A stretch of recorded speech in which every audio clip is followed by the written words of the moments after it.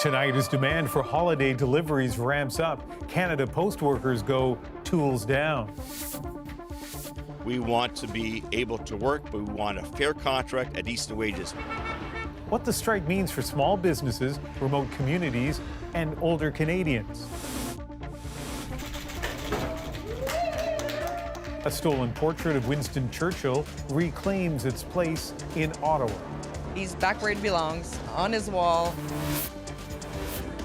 The art of fan devotion. Swifties let us know in their own words. She's a friend without being a friend. It's very important to a lot of Swifties and to me, and it's changed my life completely. From CBC News, this is The National with Ian Hennemensing. With the holidays around the corner, it is crunch time for getting goods delivered, important for customers and crucial for businesses. But a lot of that is suddenly at risk now that Canada Post workers are on strike. As contract negotiations continue, union picket lines are up across the country. Canada Post says no new mail will be processed, and mail already in the system, well, it may take a while.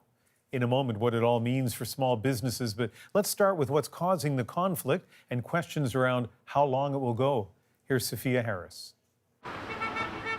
Canada Post workers hit the streets today, but not to deliver mail. They have walked off the job because negotiations on a new contract agreement are deadlocked. A fair contract! Canada Post and its workers remain far apart on key issues like wages. The Crown Corporation has proposed an 11.5% raise over 4 years. The union is pushing for almost double that amount. The Grinch seems to have stolen Christmas for us. And for the holidays, we want to be able to work, but we want a fair contract at decent wages. The cost of living has gone up. It's affected us greatly.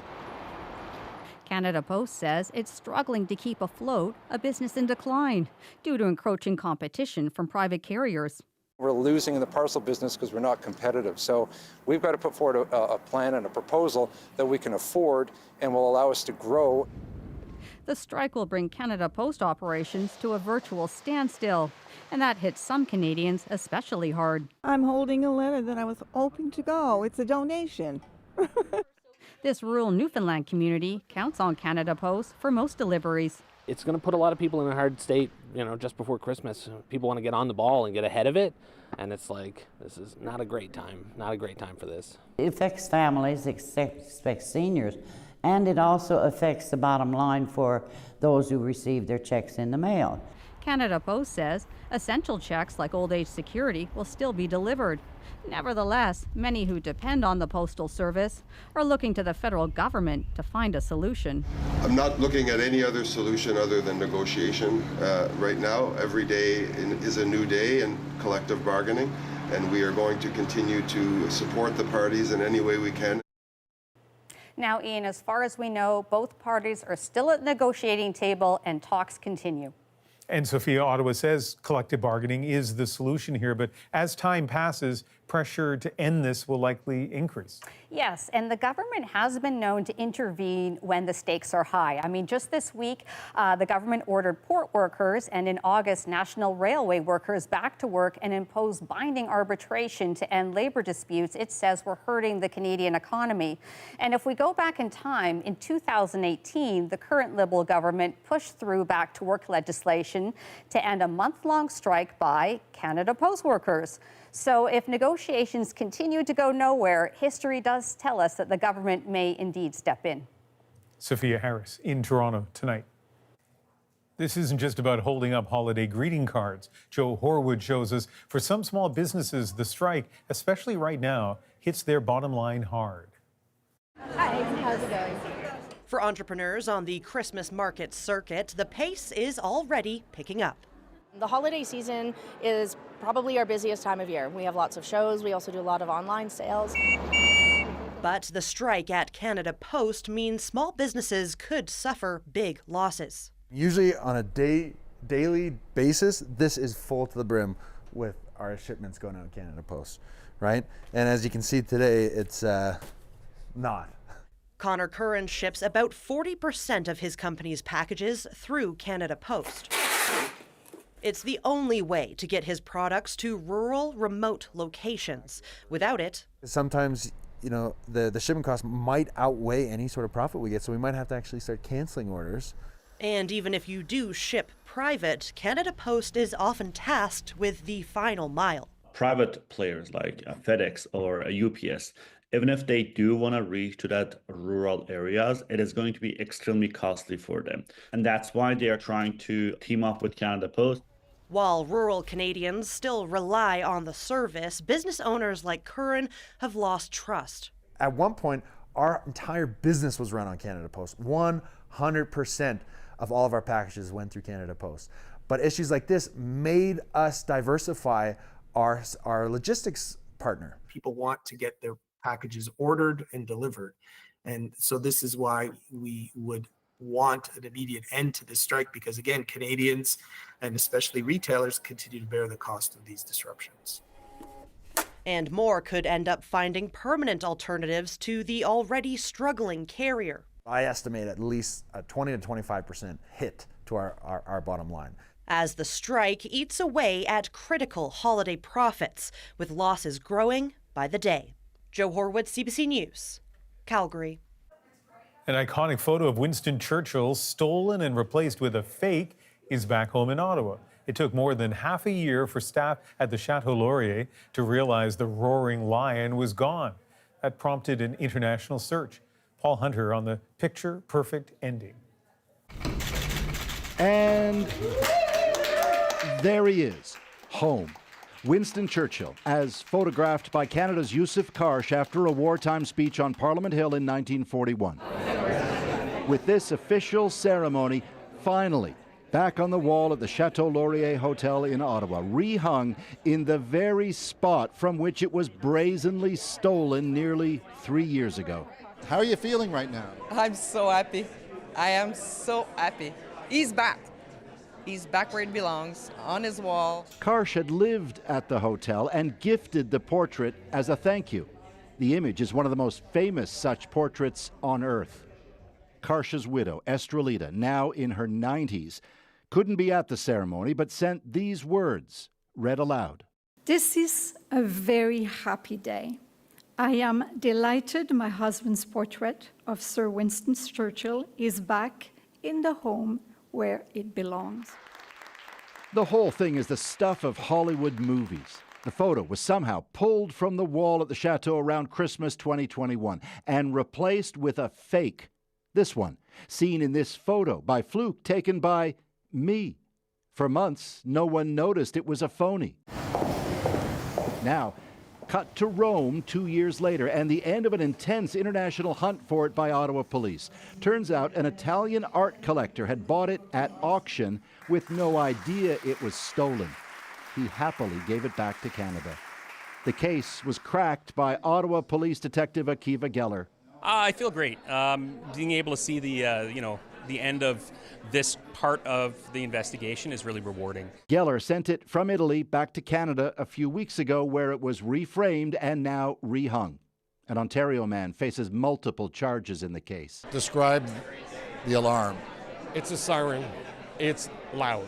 Hotel engineer Bruno Lair highlights the newly added security, bolted plexiglass, and a very loud alarm if anyone dares try again. So you're confident this is now staying put? Yep, 100%. 100%. It's solid. In other words, Ian, it's home to stay. And Paul, I'm sure a lot of people still wondering, is there any intel on how whoever took it got it out of the chateau in the first place? Yeah, well, short answer, no. I mean, look, it's not a small piece, right? And there's no evidence that whoever took it, broke it apart, pulled the printout, put it in a tube or something into their jacket and walked out.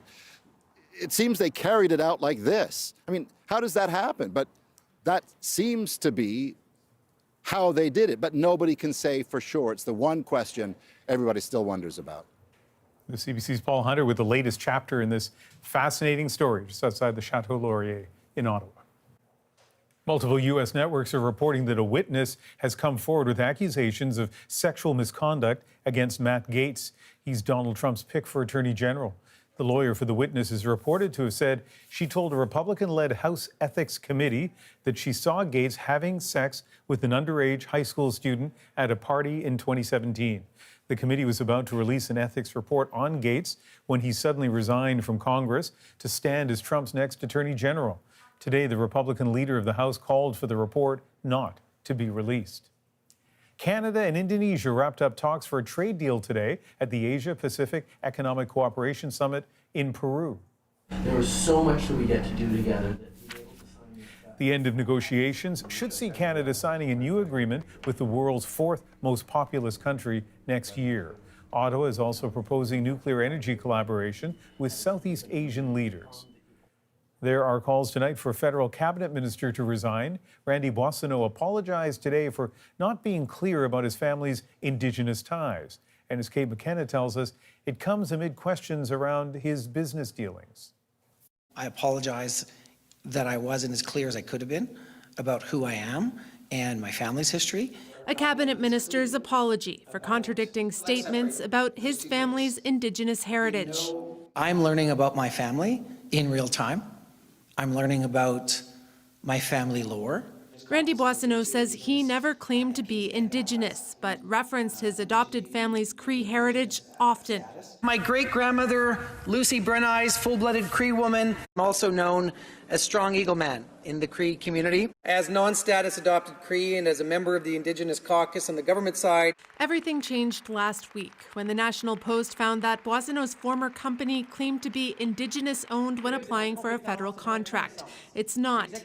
Boissonnault blamed his former business partner, but went on to say, the family into which I was adopted has Indigenous ancestry, with my adopted mother and brother both being status Métis.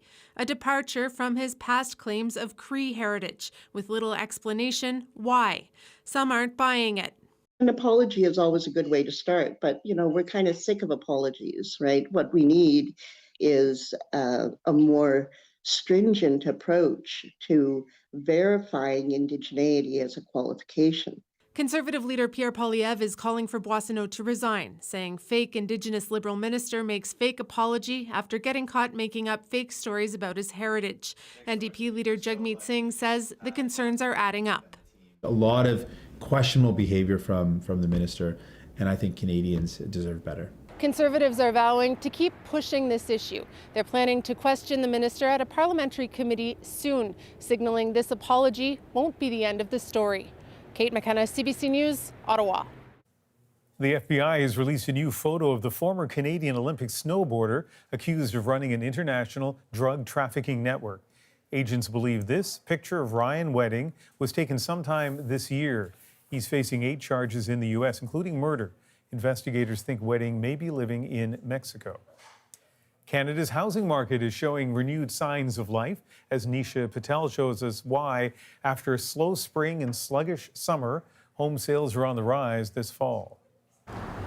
Just 10 days after a for sale sign went up, this Toronto house has sold. Buyers have more choice. They have come back to the market stronger than it was in the summer. So the second floor sleeping quarters. Realtor Josie Stern says the housing market is more balanced and buyers are in a better position than they were a few years ago. They can negotiate on the price, which isn't something that is possible when there's a low supply market. They can negotiate their terms. They can finally put a condition on financing or inspection. National home sales in October jumped 30% compared to a year ago. In major cities like Vancouver, Toronto, and Montreal, sales have spiked by double digits. So the Bank of Canada's interest rate cuts may finally be having an impact as lower borrowing costs pull some buyers off the sidelines. The numbers make sense for me at current interest rates. I felt comfortable, biting the bullet, taking the plunge. Ozzy Osman has been renting for years, waiting for the right opportunity. He bought his first home in Montreal last month. I'm doing it to put down roots for my family, and it's a pretty universal aspiration, homeownership, right? And I think a lot of the younger generation are feeling desperate and, feeling like they can't get that, and it's sad. While home prices have moderated over the past 2 years, the average selling price these days is still nearly 30% higher compared to 2019. Even though we have those new relaxed mortgage rules taking effect soon, we think it'll take a little bit more time before affordability is improved enough to allow a larger number of potential buyers to re-enter the market. So for many Canadians, that dream of home ownership may still be out of reach. Nisha Patel, CBC News, Toronto. There's new hope tonight for illegal miners stuck below ground in South Africa. After cutting off their supplies for weeks, officials say they'll now help the workers get out. Chris Brown shows what's behind the government's drastic and potentially dangerous crackdown. Somewhere at the bottom of this abandoned South African gold mine, there could be hundreds, possibly more than 1,000 illegal miners. Their anxious families waiting above want them to come up, but if they do, police have said they'll be arrested. We only want the police to help us so that we can take those people from underground so that they can come outside, because there they've been trapped without food, without water, without nothing. From here, go down about 500 meters. We stay about 7 days, 1 week or 2 weeks. The miners, known as zama-zamas, or take a chance in Zulu, are usually desperate people, many who once had proper mining jobs, who spend weeks underground digging for dust and ore. This one is a gold. South Africa's government ordered a crackdown 3 months ago and sealed off most exits to the mine, along with a warning from a top cabinet minister. We're not sending help to criminals. We're going to smoke them out. They will come out. Many stuck below are now believed to be too weak to come up on their own. But late Friday, after a meeting with advocates for the miners, the government's position appeared to soften. We need a much more quicker process, because it is risky and dangerous for them to remain where they are. It was agreed that the police will now send a rescue mission down. Christopher Rutledge heads an NGO that's assisting the miners and was part of that key meeting. He says the challenge of illegal mining in South Africa is complex and difficult to change. In some instances, corporate mines would close down their operation and then allow the zama-zamas to go into the mine, and they would buy the gold from the zama-zamas, from the artisanal miners, because it's cheaper for them. It's unlikely the just-announced rescue mission will happen until Monday. The remaining miners are believed to be in the deepest sections, and the first task will be to send in food and water. Chris Brown, CBC News, London. A new type of treatment is giving hope tonight in the fight against cancer. We have a high expectation that the trial will be successful. The targeted approach that could change lives. Next. Plus, sports fans in Winnipeg are hooked on a feeling. It's not going to last forever, so we have to enjoy every moment of it. What's giving them so much to cheer about? And later, police in BC foil a major heist. We don't typically find people stealing $13,000 worth of cheese. The search for the suspect and the tasty evidence he left behind. We're back in 2.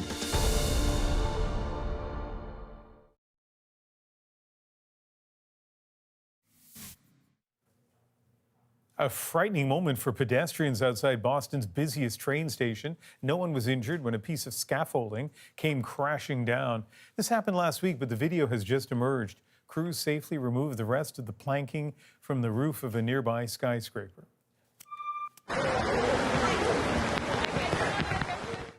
Tropical storm Sara is unleashing heavy rains on the northern coast of Honduras tonight. The National Hurricane Center is warning of catastrophic flash flooding and mudslides. The storm is expected to track towards Belize over the weekend. An emerging cancer treatment is giving hope to patients. Researchers say the targeted therapy can kill cancer cells without damaging healthy cells. Mike Crawley explains how it works. This is his PET scan, and you can see the... Dr. David Laidley shows Linda Amaral what's happening with her husband's cancer. Liver lesions here and here. Gilbert Amaral has had neuroendocrine cancer since 2011. It affects cells that regulate hormone production throughout the body. Lymph node here. At this hospital in London, Ontario, Amaral has become one of the first people in Canada to be treated with the radioactive isotope actinium-225. It's part of a worldwide clinical trial testing the newest frontier in cancer treatment, targeted alpha therapy. We have a high expectation that the trial will be successful. Unlike traditional radiation, with beams of energy shot from outside the body, targeted alpha therapy is delivered by an injection. Molecules specially designed to bond only to cancer cells carry radioactive isotopes through the body in search of their targets. Once a molecule latches onto a cell, the isotope shoots an alpha particle inside, literally shredding its DNA without damaging cells that are healthy. This is another line of treatment that adds more hope for cancer patients. This scientist says, compared with alpha therapy, existing radiation treatments are like throwing golf balls in a glass shop. This is like throwing a bowling ball, so it will cause a lot more damage, but in a much more limited area. And because of that, alpha therapy doesn't require a bunker to contain its radiation. If we can treat people without having to bring them to the hospital, this represents a very big change for our healthcare system. So I'm very excited about it. No targeted alpha therapy has been approved for use outside clinical trials, but several are in the final stages of testing and could be ready for approvals within the next few years. Researchers see its potential in treating pancreatic, prostate, and breast cancer. I think that this is the next kind of emerging therapy. Pretty good. Linda Amaral's hopes for her husband in this clinical trial? Maintaining where he is now and hopefully even getting better. Mike Crawley, CBC News, London, Ontario. It is a good time to be a Winnipeg sports fan these days. I mean, these are things that we may not see for a long time. How the city is relishing the moment. Plus, the great exodus from X as its content becomes more extreme, what the future could hold for Elon Musk's social media platform. And what drives the world's most dedicated fans? Explain your feelings towards Taylor Swift. Everything. She's a friend without being a friend. Nick Purden looks into the heart and soul of the Swiftie. The National breaks down the stories shaping our world. Next.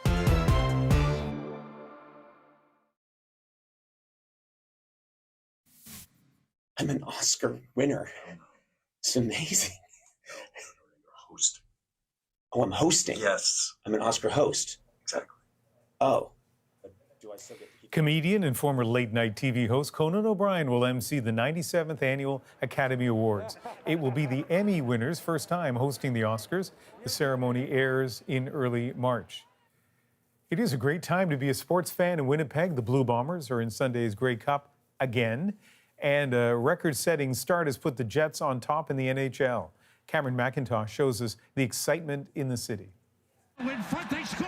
A record-setting start. The Winnipeg Jets are the fastest NHL team to reach 15 wins, ever, and sit first overall. While in the CFL, the Blue Bombers are getting a 5th straight shot at the Grey Cup. That's a lot of winning. This is Winnipeg Sports Talk. For Winnipeg sports podcasters Andrew Hustler-Patterson and Michael Remus, it's been a lot to handle. The Jets to be doing what they're doing, the Bombers to be on the precipice of a Cup championship. It's a special time for Winnipeg sports fans. I mean, these are things that we may not see for a long time. Earlier this year, both runs seemed improbable. The Bombers started 0-4. Their season looked lost, but they got rolling, all the way to another Grey Cup appearance. But that comes with its own pressure. They've won 2 and lost 2. Win a third, it's a dynasty. Lose a third, it's a disappointment. Winnipeg's coach feels it. Yeah, it means everything. Absolutely. On the ice, the Jets are currently leading the NHL in wins, defying expectations after a disappointing playoffs. There's still a lot of season ahead, but, say hockey analysts, the Jets look elite. You've got to have some breaks and some luck that goes your way. But generally, I think they've earned everything they've gotten at the beginning of the year. They've had a lot of games they've deserved to win. Fans certainly relishing it all. Neil Einerson proudly wearing the colors of both teams. It's not going to last forever, so we have to enjoy every moment of it. And happy times in Rodney and Shauna Legault's Sports Den basement, with the understanding no one has really won anything yet. This year is just phenomenal so far, so fingers crossed that it keeps going. Still, a great time to be living and cheering in the moment. Go Bombers! Go Jets! Woo! Cameron McIntosh, CBC News, Winnipeg. Now it's time to dig deeper into the stories shaping our world. Welcome to the Eras Tour. Taylor Swift takes Toronto by storm. the largest grossing concert tour in history. I hope she looks at me. I just hope she looks at me. A look at what's fueling the fandom. But first, the day after the U.S. election, X experienced its larger user exodus since Elon Musk bought it. As apps like Blue Sky and Threads get a boost, some worry the X they left behind could turn into an echo chamber for extreme views. Kareem Bardisi is an expert in social media at Toronto Metropolitan University, and Shanna McDonald is a professor of communication arts at the University of Waterloo.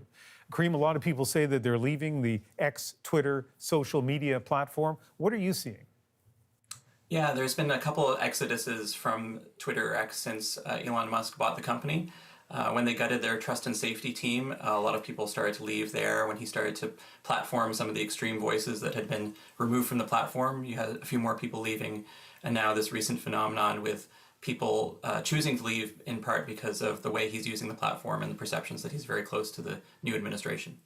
Yeah, and with that in mind, among the people leaving are celebrities. So, for example, the actress Jamie Lee Curtis, who quoted the Serenity Prayer in her farewell post, and the author Stephen King, who wrote, 11 years, man, it really changed, grew dark. And that from someone who knows a thing or two about dark. Shanna, from your perspective, how has X changed?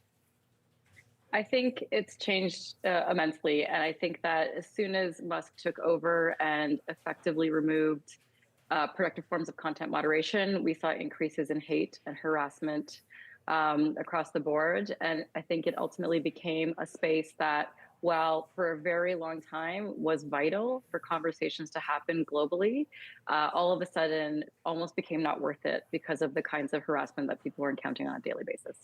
Yeah, I mean, there's still a lot of positive stuff on X. You know, an infectious disease doctor recently posted about the measles vaccine here in Canada, and I think like 150,000 people saw that post, which, you know, you think probably has a good impact. But Shanna, you decided to leave X. Why? I held on for as long as I could because for a long time I really appreciated the ways in which I could learn from a lot of different people on Twitter. And it was a place where a lot of my learning around social movements and social justice movements happened. So it was important for me to be there. All of a sudden, it feels like it just turned into this place where I was getting useless information. The algorithm was promoting things that were pretty irrelevant to my interests. And I was seeing a lot of shadow banning of the things that I actually wanted to think about and learn about. And then I think for me, the last straw was ultimately just waves and waves of hateful online discourse and being promoted by Musk himself on his own profile, and just thinking, you know, this isn't worth it. I'm supporting something that I don't believe in. And quickly, Shanna, can you define for people who don't know what shadow banning is?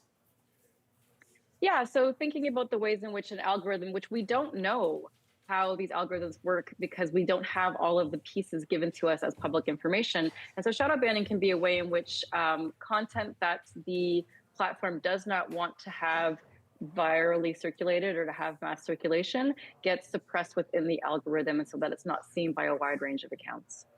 Yeah, so I'm still on X, and yesterday I made a post asking people if they were leaving, why, where they were going. Last time I checked, more than 1,300 replies, so the algorithm liked that post. Some of the people are staying, like this person. Twitter, they write, is also an easy way to applaud or critique politicians, businesses, other organizations all have handles. Here's the second one. Hi, Ian. I'm not leaving right now, but I'll be on Blue Sky soon. One thing I struggle with about leaving altogether is it just becomes an echo chamber here without a variety of viewpoints and political views. I definitely won't be paying X for a check mark for that. And so there is a way to stay on X and not have to pay anything, though you don't get the same advantages and protections as someone who does pay. Kareem, do you worry that if a lot of people leave because of what they consider extreme views, then X will become an echo chamber for those with extreme views? Yeah, and you know, the beauty of it for so long was that it was this really circus-like atmosphere where you could kind of dip in and be exposed to a variety of views along a really broad range, but not be limited to necessarily one ideology. And you know, if the people you followed engaged with people outside your circle of influence or your kind of political perception, that was enough to help you get you exposed. It was a really brilliant and quite a simple platform to be exposed to those things. So if it becomes a place for either extreme ideologies or extreme views, it's going to chase people away. That incidentally might not be against Elon Musk's interest, might be helped by having the kinds of ideas that are being discussed on that platform being consumed by people in the US administration, which he now has a role in. But meanwhile, you're going to have content going to places that are maybe a little less interesting. LinkedIn is surprisingly a place where there's a lot more kind of commentary and news being shared, but it doesn't have the platform doesn't have the same vitality that Twitter X did. Shanna, it's funny, we kind of give a lot of power and have a lot of faith in these social media platforms. They have transformed in many ways conversations among people. Do you think that there is a way to have a platform that would favor civil conversations among a wide range of people instead of conflict and polarization? I would like to think so, but I'm not hopeful at this point. I think that maybe a decade ago I would have had a different answer. But I think because these platforms are capitalist in nature, they want to make money, and they make money by engaging us through our emotions. And sometimes that's by showing memes that make us laugh that we want to share with people, but sometimes it's also about sowing fear and anger and promoting hate. And we know that that is a way in which the platforms can make money, and they're not going to stop doing that. And we don't have enough regulation or enough will in some places, like certainly the next 4 years in the US, to regulate that level of divisiveness that is shaping our society. And perhaps before we could have said, oh, it's just one way that communication is happening. But I would say it's really deeply informing the way that we actually communicate and see the world right now. So I'm not that hopeful that social media will be a place where we can do that kind of work. I would say that we need to do that work and build those kind of bridges on the ground and offline. Yeah, this is a really important conversation, and I thank both of you for taking part in it this evening. We'll keep talking, so thanks to both of you. Thanks so much. We want to give you a quick preview of a story we're working on from a darker side of the internet. It only takes seconds on one of countless sites online to make a deep fake nude image using AI. Our Ellen Morrow will examine just how vulnerable we all are and what, if anything, can be done about it. It says upload photo to undress. I'm about to be deep-faked, and it's as unnerving as it sounds. I'm nervous to see what this is going to look like. The result, a fake image that I never took that looks real enough. If I were just posting this on social media, I mean, it would convince a lot of people. One of the worst things that could happen to you is that a nude picture of you is online, and suddenly I was in that worst case scenario. You can catch Ellen's full story Monday right here on The National. With Taylor Swift fans taking over Toronto, Nick Purdon wanted to know what makes them tick. Explain your feelings towards Taylor Swift. I love her so much. I'm like her biggest fan. The Swift obsession revealed. That's next.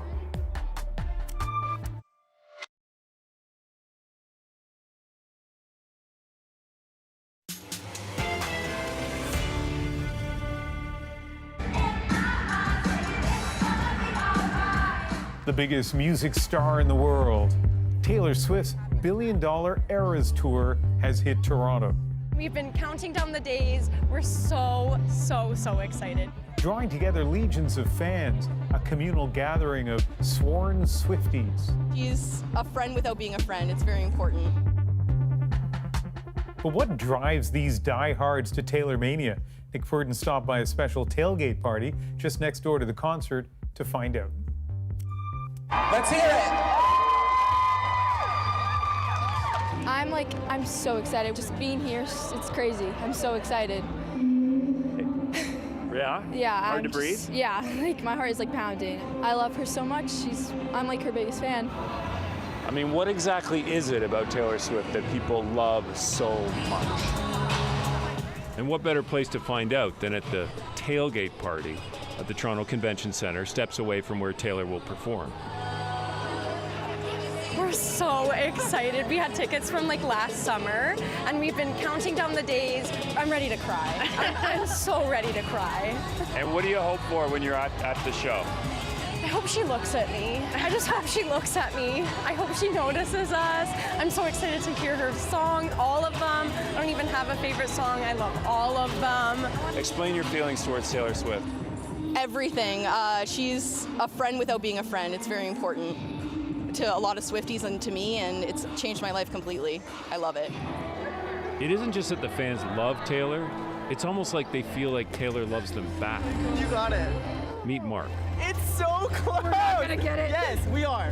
We are. Mark came all the way from California to see Taylor because she's one of the most important people in his life. And so how has Taylor Swift helped you personally? What's the thing that she helped you with? She's just helped me become real, like a real person, and I'm very like loud and proud and out, and so is she, and it just feels so good to have her be that too, about just the things that she loves and the things that she likes and her songs and the dances and all this kind of stuff.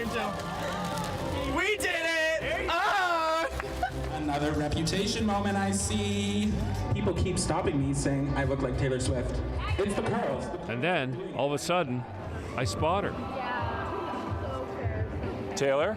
Hi! How are you feeling? I'm feeling great. I'm so excited for you to see my show. And how do you feel in your heart right now? I'm so excited. It doesn't even feel real yet. It feels like I'm not going to think it's real until I get there and hear her singing and see her and I'm breathing the same air.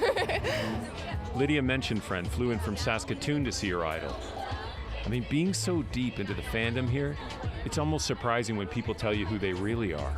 I work in bridge preservation for the government, so we go and make sure the bridges are sound and safe for the public to go through. And what has Taylor done for you personally in your own life? Any song she has helps me get through an experience I've been through. I feel like all of her songs, there's a place that they can be applicable to me, and I really relate to them. Yeah. What do you hope happens at the show for you? We're on the floor, so I'm so excited on the floor. So I really want to make eye contact with Taylor. That's what I hope happens. I hope she sees me. So all night you'll just be I'll just be staring at her. Be like, Taylor, look at me. The connection people feel with Taylor is deep. She means something to them. So how does that happen? I'm delighted that we're going to talk about Taylor Swift for a bunch of time. So it feels like at a Taylor Swift event at the Toronto Public Library, my best friend is here, who I actually met because of Taylor Swift at the Fearless I meet School. Kelsey Barnes. She's devoted her life to writing about Taylor Swift, and she's even met her a couple of times. Having met Taylor Swift, is there anything from that experience that helps understand why people love her so much? She's one of the most personable, kind, generous people. When I actually met her at an E-Talk taping, an interview that she did back in 2010, and I basically asked her a question on TV, and right as soon as it cut to commercial, she ran over to give me a hug and to ask to take a picture with me. And I think that really speaks volumes as to who she is and just how the personal and care that she has for her fans. What do you think it is about her that people connect with? Her songwriting and her lyrics. She's able to pinpoint a very, very unique and specific experience for her, but do it in a way that's very, very universal. So I feel like a lot of people feel seen by her work. Maybe that's why Taylor's songs have created such a massive community of Swifties. And these days, friendship bracelets are one of the ways they show each other what they stand for. Are you sure? You need it? I need it. You which one do you deserve want? it. Oh my God. I have a black dog. I have a lavender haze. Elamin Abdel Mahmoud is a pop culture commentator and a longtime Swiftie. Behind them all. Let's go. Holy ground for me? I love this song. I'm keeping this one forever. I love it. Look at that. Explain to me what just happened. I just traded a bracelet with Laura. One time in one song, Taylor Swift mentioned friendship bracelets, just literally once. And so all Swifties took that as maybe a suggestion to make friendship bracelets and then trade them with each other. What is it about the bracelets that seems to connect people? I mean, the thing that you're getting with a bracelet is not just a reference to a song. You're getting someone's labor, right? It's like someone spent a bit of time thinking about what song lyric they want represented in a bracelet because that lyric means something to them. Does it surprise you how many people love Taylor Swift? Yes, because I've been a fan for a while and it's been big for a while, but this is a little wilder than it's ever been. I meet one of the newest Swifties, 11-year-old Mia Sidhu. She makes the love for Taylor Swift very simple. If you could say something to her, what would you say to Taylor Swift? I love you, Taylor, and thank you for helping a lot of kids. What do you mean she helps you? I don't know, it's kind of weird. Gives you like more courage and confidence in your everyday life. Explain that to me. What do you mean? I mean, like if you're having a bad day or you don't feel so great and you listen to a Taylor Swift song, sometimes it could just give you a new perspective and make me feel much better. And the Swifties are plentiful. Roughly 300,000 people are expected to take in at least one of Taylor's 6 Toronto shows, with up to 500,000 people visiting the city in the next 2 weeks to take part in some kind of Taylor Swift-related event. Now to another piece we're working on. Bob McDonald, the well-known author, journalist, and CBC radio host, has a news story to tell. In his recently released memoir, McDonald puts the life-changing events that shaped him under the microscope, and for the first time, publicly revealing that he was sexually abused twice as a child. The reason that I'm coming out now, Ian, is I'm not looking for pity or sympathy. I'm trying to reach out to anyone who has experienced child abuse in whatever form and say, I'm living proof that you can get over it. You can get past it. And the way I did it was to form a mental block deep in my memory, a vault, and I lock the door, and only I have the key, and I don't open it.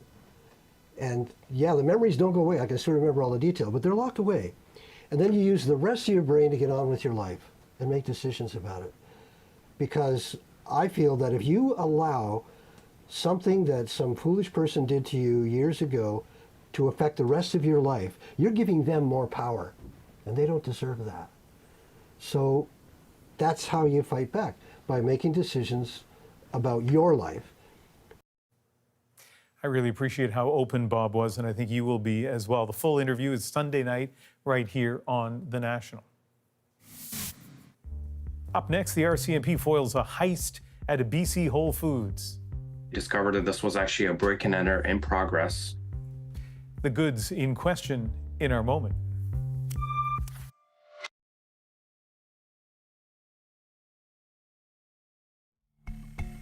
That is nearly $13,000 worth of cheese. This cart was found by the RCMP outside a Whole Foods in North Vancouver at 4 in the morning. When the Mounties went to investigate, they realized it was a break and enter in progress. Tonight, the foiled cheese heist makes our moment. You know, we don't typically find people stealing $13,000 worth of cheese. So our officers were conducting proactive patrols at 4 a.m. and they observed a cart full of cheese just sitting in the laneway. They thought this was a little bit suspicious, so they got out to investigate. As they were trying to figure out what is going on, they observed a man coming out of a building, and as soon as he saw the police, he ran away. This was actually a break and enter in progress, and this man was about to steal almost $30,000 worth of cheese from Whole Foods. It doesn't happen quite often, to be honest. The whole situation, it's very odd. Unfortunately, the cheese did have to be thrown away or left the fridge. And so we're now at a point where we're reaching out to the public to help us identify this individual. We think that he was there just to steal the cheese. It is a hot commodity nowadays. We were just fortunate to be in the right place at the right time. You know, I thought that police officer was smirking earlier on as he was speaking on camera, and then finally you hear him laugh. And I think the quote was, "This doesn't happen very often," as in like never, maybe. That is The National for November the 15th. You can join me Sunday for Cross Country Checkup on CBC Radio and CBC News Network. We're going to be talking about the Canada Post strike. And later that night, I'll be back here for The National. Have a great Saturday.